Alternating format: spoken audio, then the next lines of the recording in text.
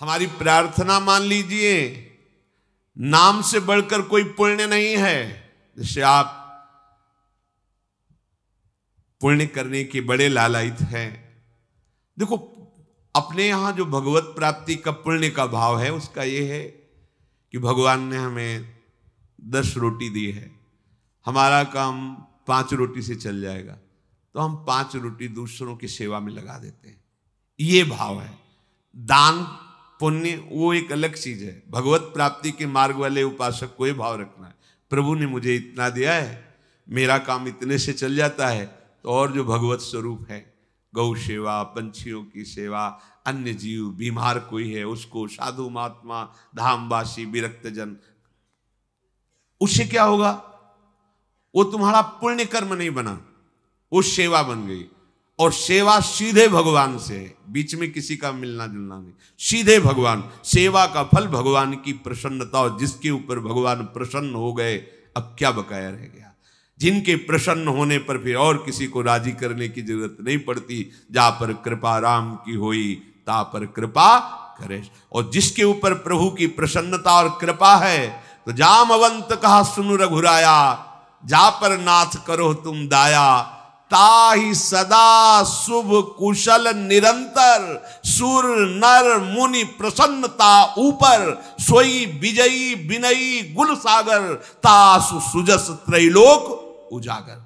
भगवान प्रसन्न हो गए तो जितने ऋषि मुनि महात्मा, सबका आशीर्वाद आपके ऊपर हो, कौन परास्त कर सकता है? तो हमारी बात को ध्यान से सुनो। तुम जिस परिस्थिति में हो, भगवान ने तुम्हें जहां रखा है, जैसी परिस्थिति में रखा है, तुम्हें निराश हताश होने की जरूरत नहीं है। वहीं तुमको सब फल मिल जाएगा। बस तुम ठीक से नाम जप करना शुरू कर दो। नाम जप अर्थात निरंतर भगवत संयोग, निरंतर भगवत। जय नाम तेई कृष्ण। कृष्ण नाम और कृष्ण स्वरूप अभेद है। जय नाम, अगर हम बोल रहे राधा राधा, तो मेरी लाडली जो राधा नाम रूप से मेरी जिह्वा में विराजमान है, अपार कृपा कर रहे हैं। ये राधा नाम ऐसे सुनने को नहीं मिलता, ना जिह्वा में आता है। जब महारानी जी के रजोपसेवी रसिक जनों की कृपा, धाम की कृपा, तब जाके राधा नाम ने। ये तो राधा नाम वेद पुराणों से भी अलक्ष्य है। ये अन्यत्र आपको कहीं नहीं सुनने को मिले। यहीं से बाहर हटिए, मथुरा जाइए तो जय श्री कृष्ण मिलेगा, जय श्री कृष्ण। क्योंकि ये भूमि जिसमें आप विराजमान हैं, ये महाप्रेमामृत का सार, परा विद्या स्वरूप राधा नाम। वृंदावन के वृक्ष को मरम न जाने कोई, यहाँ डाल डाल और पात पात में राधा राधा। यहाँ तो वायु भी राधा राधा बोलती है, यहाँ के पशु पक्षी राधा यशो मुखर मत, एक एक पक्षी यहाँ राधा राधा बोलता है। हमारी श्रवण इंद्रिय में दम नहीं, इसलिए हम समझ नहीं पा रहे। महाप्रेम समुद्र है श्री धाम वृंदावन। मन नहीं लगता, कोई बात नहीं। भाव नहीं बनता, कोई बात नहीं। आप केवल जिह्वाग्रे, जिह्वा के अग्रभाग में उच्चारण कीजिए, राधा राधा राधा। जिह्वाग्रे नहीं, मन से अग्रे। मन लगे ना लगे, जीभ से बोलो, तुम्हारा काम हो जाएगा। नाम से जगन्यंता सर्वेश्वर भगवान खिंचते हुए हमारे पास आ जाएंगे। पतंगो यथा त्वाम अनुभ्राम्यमाणः। प्रभु हैं पतंग, नाम है डोरी, खींचते जाओ, राधा राधा राधा, नजदीक आते चले जाएंगे। पतंग को पकड़ना चाहो, डोरी छोड़ दो, कभी नहीं पकड़ पाओगे। नाम छोड़ दो, भजन छोड़ दो, और साधन करो, हरि नहीं अधीन होने वाले। डोरी है, नाम रूपी डोरी को निरंतर खींचते हो, राधा राधा राधा। पतंगो यथा त्वाम अनुभ्राम्यमाणः। मृत्यु का भय तुम्हें इसीलिए सताता है कि तुमने मृत्यु की तैयारी नहीं की। जैसे किसी गृहस्थ के यहां अचानक 20 आदमी आ जाए, वो घबरा जाएगा कि हमने कोई तैयारी नहीं की है, कैसे एकदम 20 आदमी एकदम। और जब बारात आती है तो 500 1000 आदमी आते हैं, मुस्कुरा के स्वागत करता है। क्यों? पहले से तिथि तारीख निश्चित थी, तैयारी फिट थी। 500 की जगह अगर 100 और बढ़ जाते हैं तो कढ़ाई चढ़ी हुई, कोई परेशानी नहीं।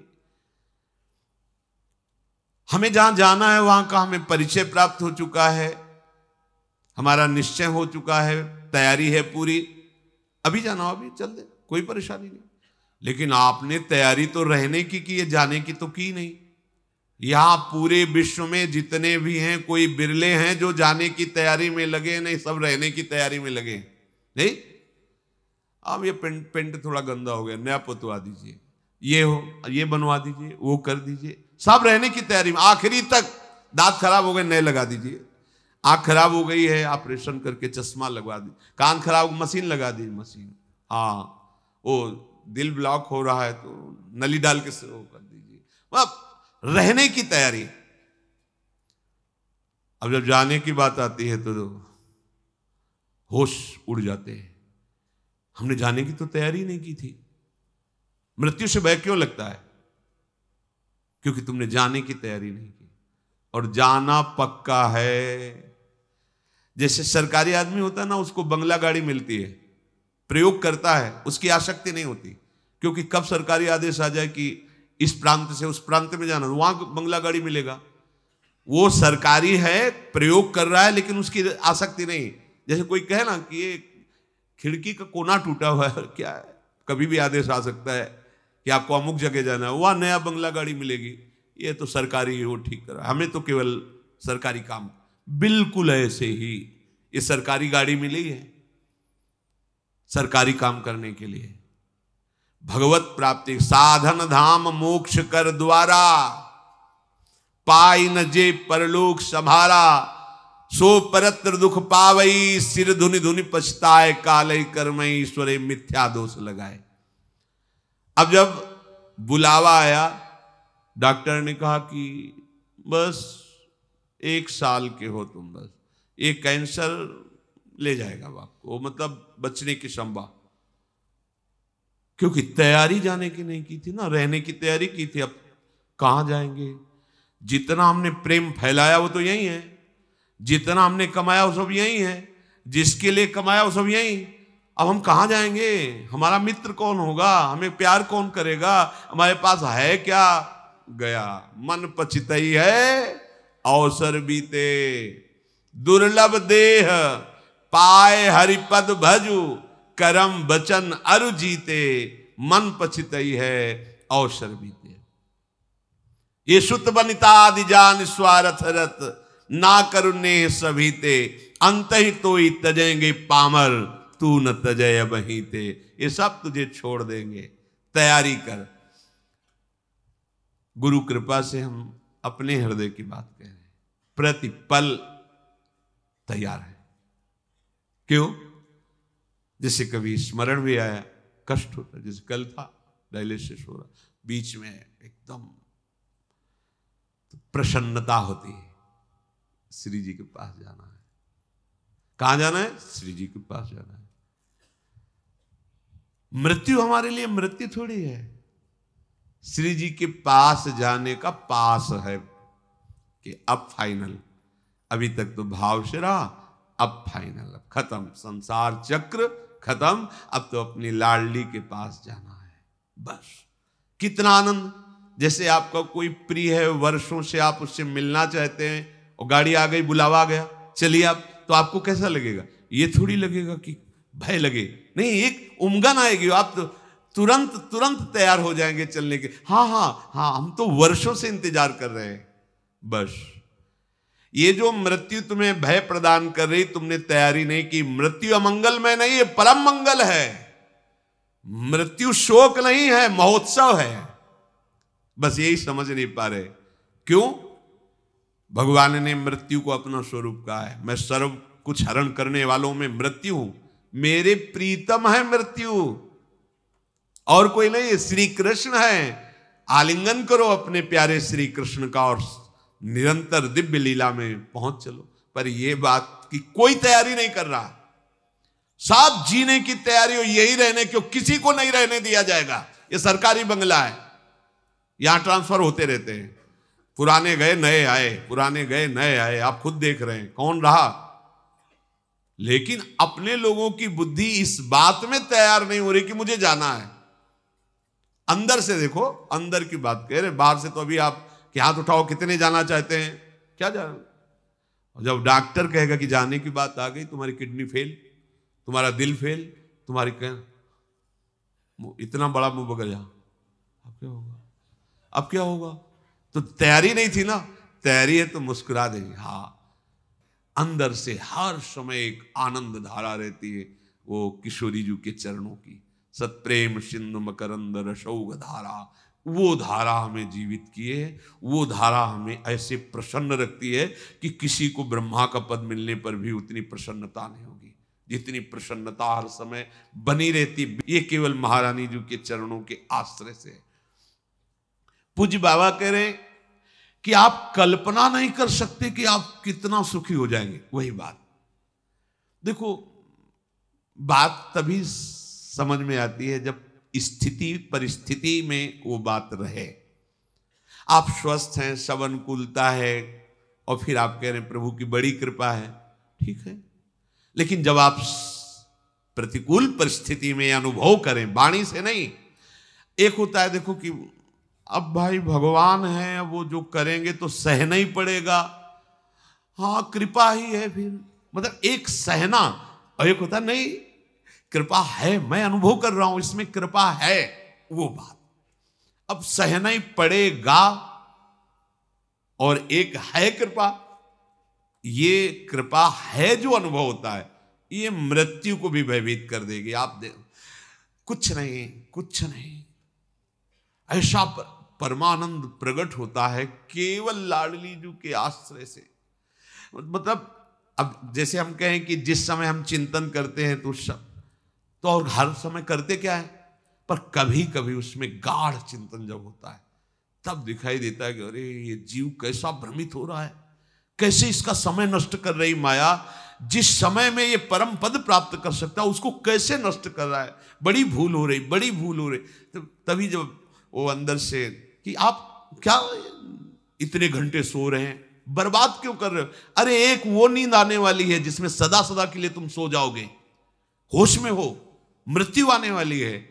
यहां तो काम चलाना है, भोजन पाके, क्रियाएं करके, नींद लेके, ये केवल काम चलाना है। मुख्य हमारा कार्य है भजन, क्योंकि इससे हमारी गति बनेगी। हमारे जीवन का लक्ष्य भजन है। प्रभु की बड़ी कृपा, सच मानिए जिसको सत्संग मिल गया, सत्संग में स्नान करने पर फिर और कुछ कोई तीर्थ स्नान करने की जरूरत नहीं रह जाती। स्वाभाविक कैसे, सत्संग का फल है। मज्जन फल पेखिए तत्काला, काक होए पिक बको मराला। अगर सत्संग रूपी तीर्थ में स्नान कर लिया तो कौआ कोयल हो जाएगा और बगुला हंस हो जाएगा। इसका तत्काल का प्रभाव है। एक सत्संग का शब्द आपके जीवन को बदल देगा। सत्संग के समान कोई बड़ा तीर्थ नहीं है। अगर इसमें जो रोज अवगाहन करते हैं पर आचरण में उतार ले, कुसंग ना होने पावे, तो सत्संग तुम्हें महात्मा बना देगा। पैंट शर्ट में तुम महात्मा होगे, गृहस्थी में रहते हुए तुम महात्मा होगे। महात्मा कोई बाहरी वेश ही नहीं है, महात्मा एक स्थिति है। महात्मा की एक स्थिति होती है। ये बात बिल्कुल याद रखना, कभी निराश मत होना। तुम्हें कभी ये सोचना नहीं पड़ेगा कि मेरा क्या होगा। यदि एक क्षण भी तुम बर्बाद नहीं करोगे तो बर्बाद व्यर्थ करना। तो यहां अगर भगवत भजन नहीं हो रहा तो सब व्यर्थ जा रहा है। आप देखो यहां सत्य कुछ नहीं, मान लीजिए कुछ सत्य नहीं, दिखाई सब कुछ दे रहा है, कुछ नहीं। ये जादू है, माया का जादू। वो अभी नेत्र सही नहीं, इसलिए आपको ये बात मजाक सी लगेगी। यहां दिखाई सब कुछ दे रहा है, लेकिन जो है वो नहीं दिखाई दे रहा, जो नहीं है वो दिखाई दे रहा है। इसी का नाम माया है। देखो कहां गए अम्मा, कहां गए बप्पा, कहां गए परिवार? खोजो तो नहीं मिलेगा। जो कल विषय था वो कहां गया, जो कल दृश्य था वो कहां गया? वो सब एक स्मृति के गर्त में जमा होता चला जा रहा है। और जब हम सत्य स्मृति करना चाहते हैं तो वही सब हमारे सामने फैल रहा है, वही हमारे सामने सब चला आ रहा है। असत्य की इतनी जोर की सत्ता की स्मृति बैठ गई कि कुछ नहीं, आंख मूंदो तो पुरानी सब स्मृतियों का रजिस्टर भरा है। इन्हीं को डिलीट करना भगवत प्राप्ति कहते हैं। पूरा स्मरण संसार का खत्म, भगवत स्मरण से भर गया हृदय, उसी को कहते हैं जीवन मुक्त महापुरुष। तो मेरी बात मान लो, एक क्षण भी भजन से बिलग न जाने पावे। सेवक जी महाराज भी कह रहे हैं कि कबहू काल वृथा नहीं जाए, एक क्षण भी तुम्हारा व्यर्थ नहीं जाना चाहिए। व्यर्थ क्या है? अगर भजन छूटा, नाम छूटा, भगवत आश्रय स्मृति, वो व्यर्थ जीवन है। चाहे जितना आप कमा लो, कुछ नहीं। ये ऐसी बाढ़ सी आती है, वो घटती देखे जाते हैं। किसी व्यक्ति को हमने देखा था एक बार, वो पूरा परिकर आए थे, सोने की कटोरी, चांदी की कटोरी, चांदी की थाल, किसी में अनार के दाने, किसी में पपीता के ओए, ढेर सारी चौकी में बाल भोग के समय। तो पूछा कि उन्हीं के निज जनों से, तो उन्होंने बताया अमुक अमुक अमुक ऐसा ऐसा। फिर कुछ समय बाद वो मिले तो उन्होंने बताया वो जो थे ना, वो इस समय अमुक जगह बंदी है। इतना वैभव, इतना सब। वो किसी बहुत फैक्ट्री के बड़े मालिक थे ऐसा, वो उन्होंने बैंक का कर्जा लिया था ऐसा। ये माया का ऐसे फ्लो चलता है। एक समय सोने की कटोरी और दूसरे समय अल्युमिनियम का कटोरा। बड़ी विचित्र खेल। कभी इस पर भी, ये सत्य नहीं है, ये नाटक है माया का। सत्य है हरिनाम, हरिनामयु, हरिनामयु, हरिनामयु। मान लीजिए, ये मत समझिए कि हम बाबा जी तो भगवान के पक्ष की बात केवल कह रहे हैं। सत्य विषय यही है, सत्य विषय यही। अगर आप भगवान का भजन नहीं करते तो जो भी कर रहे हो हाथ कुछ नहीं लगेगा, बटोर लो। संतों ने उसको ऐसा बताया है कि जैसे अंधा आदमी एक दुकान में गया और कहा कि हमें कुछ सेवा बताओ, तो बोले अब हम क्या तुमको सेवा बताएं, क्योंकि आंख तो है नहीं। अगर कहीं साबुन उठा के दो, माचिस उठा के दो, तो तुम्हें पता ही नहीं, दिखाई नहीं दे रहा। ऐसा करो, तुम मूंज की रस्सी बटो। तो बैठा दिया मूंज, और एक भैंस का पड़ा के लग गया, तो मूंज चबा ले, वो जैसे से सरकाता वो चबा जाता। जब शाम हुई वैसे किया तो हाथ ही वाली मूंज थी और कुछ था ही नहीं। इसमें हाथ वाली भी मूंज नहीं रहेगी, क्योंकि हाथ ही नहीं रहेंगे, हाथ भी तुम्हारे साथ नहीं जाएंगे, यहीं छूट जाएंगे। ये पूरे संसार की जितनी क्रियाएं, जितनी वस्तुएं, अगर भजन नहीं हो रहा तो सब व्यर्थ है, सब व्यर्थ। कैसे? जैसे पूर्व में भी हम कुछ रहे होंगे, इस जन्म में हमारे पास क्या है वो पूर्व का? ना वो संबंध है, ना संपत्ति है, ना पढ़ाई है, ना वो बल है, ना वो बुद्धि है। फिर नया नया नया, कब तक चलता रहेगा ये प्रपंच? इसलिए प्रभु ने इस बार तुम पर अहेतुकी कृपा करके ये संयोग प्रदान किया है। ध्रुवदास जी कह रहे हैं, बार बार तो बनत नहीं या संयोग अनूप, मानुस्तन वृंदा विपिन रसिकन संग और विविरूप श्यामा श्याम की उपासना। मैं आपसे फिर प्रार्थना करता हूं कि आप केवल प्रभु के आश्रय में रहना, वो संभाल लेंगे आप, कोई भी हो, कैसे भी हो। अपिचेषु दुराचारो भजते मामानन्य भाग, सादृव समन्तव्या सम्यक व्यवसिता, ऐसा वो संभाल लेंगे। बड़े कृपालु हैं, बड़े कृपालु हैं। देखो, कोई भी प्रकृति के द्वारा रची हुई वस्तु अपना स्वभाव नहीं छोड़ती। स्वभाव है अपना अपना, सबका स्वभाव, प्रकृति की हर वस्तु का एक स्वभाव है, और वो अपने स्वभाव का प्रभाव दिखा के ही रहती है। पारस का एक स्वभाव है कि छू जाए लोहा तो सोना बना देती है। अब वो पारस बहुत बड़े संयमी नियमी के घर का लोहा है, या बहुत बुरे आचरण करने वाले के घर का लोहा है, और अगर वो छू गई तो सोना बना देगी। ऐसे ही भगवान का नाम का एक स्वभाव है और उसका प्रभाव है। तुम कैसे हो इससे कोई मतलब नहीं है नाम को, जैसे पारस को कोई मतलब नहीं। सिर्फ लोहा, किसके घर का लोहा है, किस प्रयोग में आता था, इससे कोई मतलब नहीं। छुआ स्वर्ण बना दिया। ऐसे ही नाम, तुम कौन हो, किसके घर के हो, कैसे आचरण वाले हो, कोई मतलब उसको नहीं, शुरू कर दो नाम जपना, वो आपको संभाल लेगा। पारस तो सोना बना देती है, लेकिन ये नाम नामी को अधीन करा देता है। सर्वलोक महेश्वर भगवान उसके अधीन हो जाते। सुमिर पवन सुत पावन नामू, अपने बस करी राखे रामू। और भगवान तो आपको प्यार कर ही रहे, क्योंकि भगवान कभी असत्य नहीं बोलते। भगवान कहते हैं सुहृदम सर्वभूतानाम, मैं समस्त भूतों का सुहृद हूं, बहुत प्यार करता हूं। तो हम भी तो हैं ना। तो यदि हम भजन करके प्रभु को अपना जीवन समर्पित कर दे, तो हमारी जितनी मांगे हो सब अपने आप पूर्ण हो जाएंगी। केवल भजन करने वालों को ही अनुभव होता है कि भगवान हमें प्यार करते हैं। प्यार सबको करते हैं, सब मम प्रिय सब मम उपजाए। परम सुहृद सर्वलोक महेश्वर भगवान की दृष्टि में हम हर समय हैं, वो हमें देख रहे हैं। शास्त्र शीर्षा पुरखा सहस्राक्षा, हजारों नेत्रों से हमें देख रहे हैं। विश्वतस चक्षुर, पूरे विश्व में उनके नेत्र हैं, वो देख रहे हैं। मतलब एक छोटा सा अणु भी वो भगवान की दृष्टि से बच के नहीं जा सकता, सब भगवान देख रहे हैं। कितने सुख की बात है कि हमें भगवान देख रहे हैं। अवश्य आप ऐसा दृढ़ विश्वास करें तो आपको कभी प्रतिकूलता का मुख नहीं देखना पड़ेगा।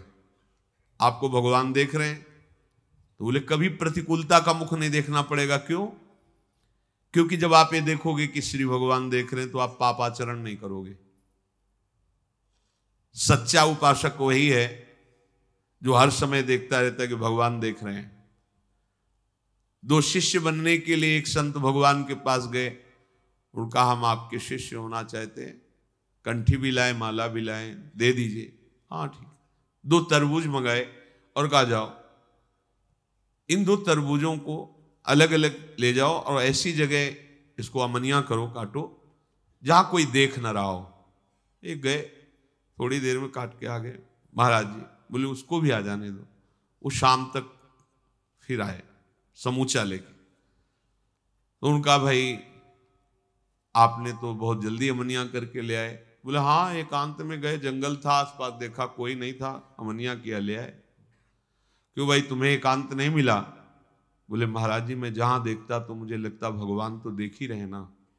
आपके वचन थे कोई ना देखे, तो भगवान तो देख रहे ना।